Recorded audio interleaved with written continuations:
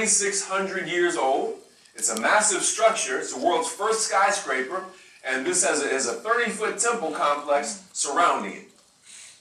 Now, every time you see that wonderful face right there, I want you to replace my face with your face, because I want you to go back and see it for yourself. Ashe? Ashe. Once you go back and see these things for yourself, no one will ever be able to tell you what we cannot achieve.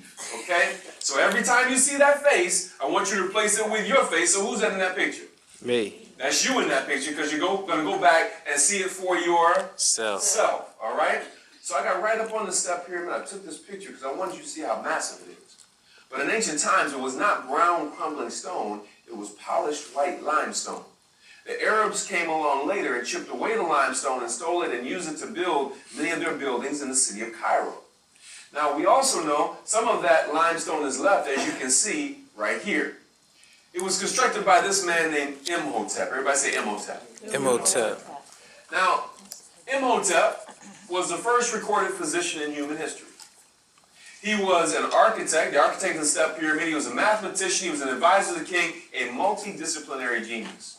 Raise your hand if you've heard that name before, but for a different reason rather than this. Where have you heard that name before? Just call it out. Mummy. Say it again. Return of the Mummy. The Mummy movies, right? Raise your hand if you all have seen those movies. Keep your hand up and look around the room, because we're about to see how powerful images are. In the movie The Mummy, was Imhotep a good and righteous man or wicked and evil man? Wicked and evil. Wicked and evil. So at the time that movie came out, around 2000, 2001, I was teaching middle school, and my students came to class one day and said, man, this is cool. You've got to see this movie. It's called The Mummy. I said, what's it about? They said, well, it's got all these special effects, and there was a man named Imhotep in there, and he was trying to kill people. I said, hold up, wait a minute. Rewind. Imhotep trying to kill people. And they were going on, and I said, wait a minute. The historical Imhotep was first recorded doctor in human history, architect of step pyramid, mathematician, priest, poet, multidisciplinary genius. They said, well, in the movie, he was trying to kill people. So wait a minute, if what you're telling me is true, that movie is an insult to African people. They still wasn't quite feeling me yet. So I said, well, listen, what if 5,000 years from now, somebody decided to make a movie, and they create a wicked and evil character, and what if they give him the name, let's say, Martin Luther King? What would you think of that? And my students said, well, no, they can't do that. I said, why not?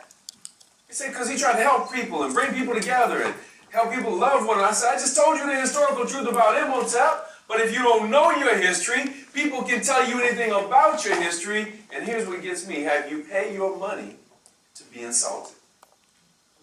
We pay our money to be insulted so many times when we go to the movies. We pay our money to be insulted when we turn on the television and see ourselves constantly portrayed in jacked up relationships, messed up families, and involved in illegal and immoral behavior. Ashe? Ashe. I want you to think about how those images shape behavior. Because when you consider the fact that these images shape behavior, then if we change the images of a people, we can change the actions of a people. Ashe? Ashe. And so we've written about a number of ancient African and modern African American heroes and heroines, heroes and sheroes, in the book Reading Revolution. We have 90 reading selections set up in a standardized testing format, but you know, adults love this book as much as young people because many adults did not get this information. Okay?